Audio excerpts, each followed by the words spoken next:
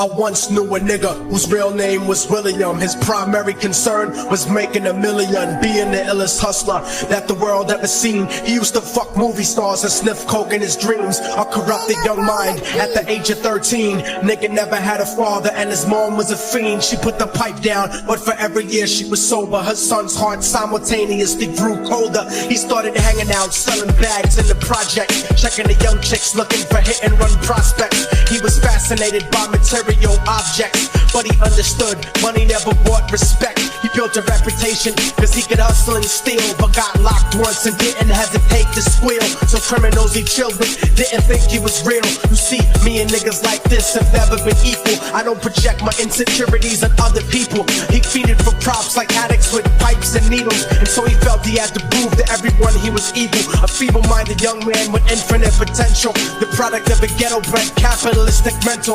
Coincidentally dropped out of school to sell weed, dancing with the devil, smoked until his eyes would bleed. But he was sick of selling trees and gave in to his greed. Everyone trying to be trife never faced the consequences. You probably only did a month for minor offenses. Ask a nigga doing life if he had another chance, but then again there's always the wicked that knew in advance. Dance forever with the devil on a cold cell block, but that's what happens when you rape, murder, and sell rock. Devils used to be gods, angels that fell from the top. There's no diversity because we're burning in the melting pot. So Billy started robbing niggas anything he could do to get his respect back in the eyes of his crew. Starting fights over little shit up on the block. Stepped up to selling mothers and brothers the crack rock. Working overtime, making money for the crack spot. Hit the jackpot and wanted to move up to cocaine, fulfilling the Scarface fantasy stuck in his brain. Tired of the block niggas treating him the same. He wanted to be major like the cutthroats and the thugs, but when he tried to step to him, niggas showed him no love. They told him any motherfucking coward can sell drugs. Any bitch nigga with a gun can bust slugs.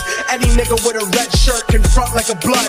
Even Puffy smoked a motherfucker up in the club, but only a real dog can stab someone till they die. Standing in front of them, staring straight into their eyes, Billy realized that these men were well guarded, and they wanted to test him before business started. Suggested raping a bitch to prove he was cold-hearted. So now he had a choice between going back to his life or making money with made men.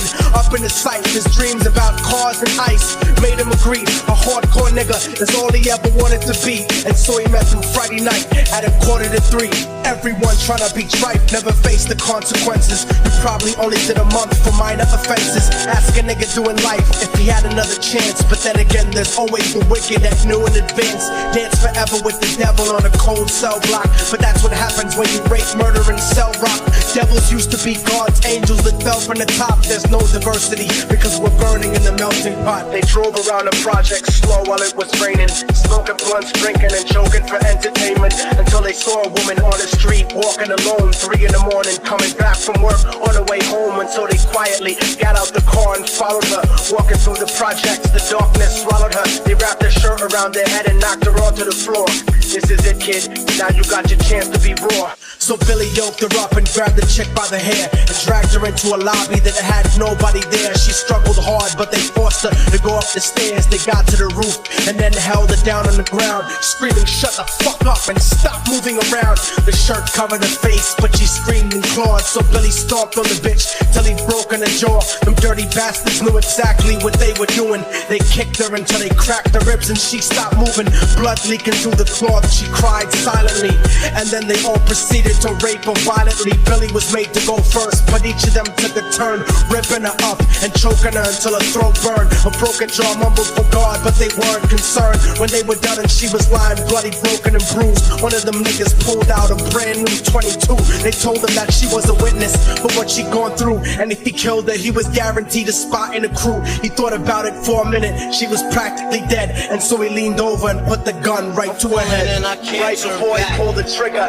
and ended her life, he thought about the cocaine with the platinum and ice, and he felt strong standing along with his new brothers. Cocked the gat to her head and pulled back the shirt cover, but what he saw made him start to cringe and stutter, cause he was staring into the eyes of his own mother. She looked back at him and cried cause he had forsaken her. She cried more painfully, and when they were raping her, his whole world stopped. He couldn't even contemplate his corruption had successfully changed his fate.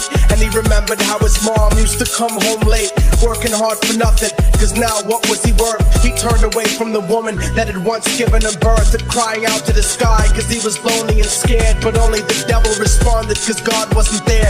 And right then he knew what it was to be empty and cold, and so he jumped off the roof and died with no soul. They say death takes you to a better place, but I doubt it. After that they killed his mother and never spoke about it. And listen, cause the story that I'm telling is true, cause I was there with Billy Jacobs and I raped his mom too.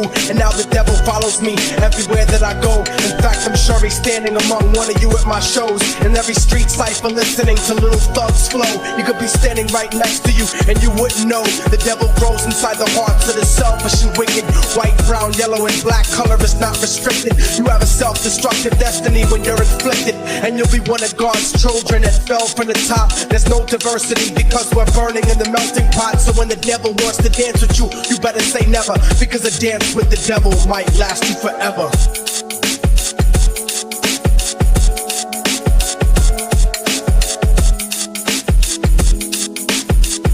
I'm falling and I can't turn back.